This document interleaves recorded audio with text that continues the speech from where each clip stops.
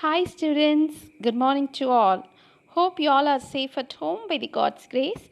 Today we are going to learn about the properties of division of integers, and also we are going to solve the problems of exercise 1.4, which includes some statement problems. Fine. Yes, we are going to learn about the division of integers. Here we are going to see how to calculate the sign operation of division of integers. Fine? Yes. See here in the numerator as well as in the denominator, we have both the signs as positive, right? If the numerator and the denominator bears the same sign, don't feel, just divide and put the positive sign. When the numerator is positive and the denominator is positive, you want to divide and put the positive sign. The same way, if you have the numerator as negative and the denominator as negative, divide and put the positive sign. Okay, it means that whenever in division you have both the signs as in the numerator as well as denominator as same, you want to divide and put positive sign. Clear? Next, we'll move on to the next form. When the numerator has positive sign and the denominator have negative sign, divide and put negative sign. Also, when the numerator has negative sign and the denominator has positive sign, divide and put the negative sign. It means that when both the signs are different in the numerator as well as denominator, just divide the numbers, that is divide the integer and put negative sign. Clear? Yes. I am sure that you are clear with the sign operation of integers over division. Now let us learn about the properties of division of integers. Clear? Here in division of integers, all the properties are not applicable. Closure property, commutative property, associative property, even identity also not applicable, because when we take two integers, any of the two integers, the property should hold for each and every integer in the given part. Okay, since 0 and 5, when we divide 5 by 0 doesn't give any value, that is not defined, meaningless. Therefore automatically it says that closure property is not applicable for division of integers. The same way when you go with commutative property also, commutative property, you know that a divided by b is equal to b divided by a, but here in division it is not equal to, because it becomes fraction. It won't be an integer, it becomes fraction, and both the fraction in the left hand side as well as in the right hand side are not same. Clear? Same way, if a commutative property is not hold, then automatically associative property will not be hold for division of integers. Clear? Now we'll move on to exercise 1.4. First and second question, as usual, it goes with filling the blanks and state true or false. Now we'll start with third question. Third question goes in this way: find the value of the following. Okay, the first question, minus 75 divided by 5. Okay, so numerator has negative sign and the denominator has negative sign. If both the signs are different, you put minus sign. Okay, negative sign. Now we'll go with the cancellation. So 1 5 is 5, right? Numerator, first number 1 5 is 5, remainder 2 is there. Okay, so 25. So how many times of 5 gives you 25? 5 5s are 25, right? Therefore the answer is minus 15. Clear? Next we'll move on to the next question. Minus 100 divided by minus 20. Minus 100 divided by minus 20. Numerator and denominator bears the same sign, therefore we have to go with plus. Fine. Now 0 0 gets cancelled. 1 2 is 2. 5 2s are 10. Therefore the answer is plus 5. Clear? The same way we'll go for the third one. 45 divided by minus 9 plus 45. If no sign is there, it automatically means that plus is the sign for the given integer. So numerator plus and the denominator minus, both the signs are different. When both the signs are different in division of integer, you want to take minus in the answer. So 1 9 is 9, 5 9s are 45. Clear? Therefore the answer is 5. Next we move on to the fourth question. Fourth question, minus 82 divided by 82. So here numerator has negative sign, denominator has positive sign, both the signs are different, so we are taking minus here. Since both the numbers are same, it always gives 1. Clear? So here the third question gets over. Next we'll move on to the fourth question. Fourth question. The product of two integers is minus 135. If one number is minus 15, find the other integer. Fine. We'll go with the solution. Let the other integer be x. The integer which we have to find should be named as x. I have taken it as x. Now they are telling that we are going to multiply two integers. When you multiply the two integer, one of the integers is minus 15 and the next integer we doesn't know that is what we are going to find. That I have been named it as x. And when you multiply these two integers, you are getting the answer as minus 135. That is 135. So now what we are going to do in the next step is, we'll have the unknown at the left hand side and we'll take the minus 15 to the other side. So when you take minus 15 to the other side, since it is in multiplication, when it go to the other side, it becomes divide. Okay, so now in the numerator we have minus 135 and in the denominator we have minus 15. So go for the cancellation. 115 is 15. You can go with that, or else we'll go one step by step. 5 table. Shall we go with the 5 table? 3 5s are 15. Okay. So when you go here, 2 5s are 10. Remainder 2. 3. Remainder 3. 7 5s are 35. So we'll put 7 here. Okay. Again go. 1 3 is 3. And 23 will come 9 times of 3 gives you 27. So it shows that x is equal to plus 9. X is equal to plus 9. Thus the other integer is plus 9. So when you multiply minus 15 with plus 9, you will be getting the answer as minus 135. Next we'll move on to the fifth question. Fifth question goes in this way. In 8 hours duration with uniform decrease in temperature, the temperature drops 24 degree. How many degrees did the temperature drop each hour? So there is a decrease in temperature. In 18 hours, it has been decreasing uniformly.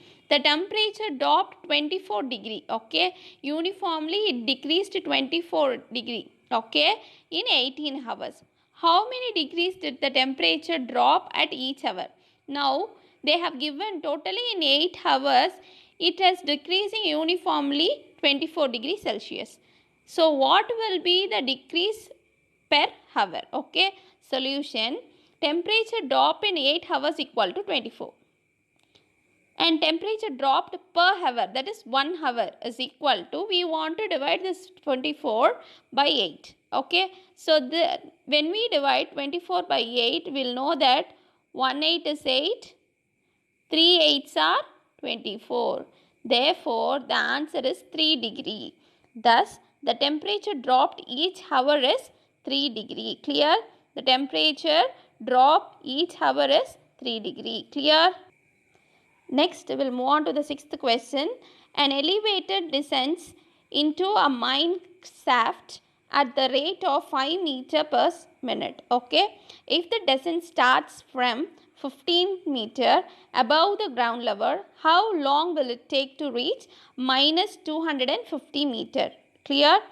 The question goes in this way. Elevator is here. Okay. This elevator, it is above the ground level. So ground level is represented as 0. It is above the ground level 15 meter. Okay.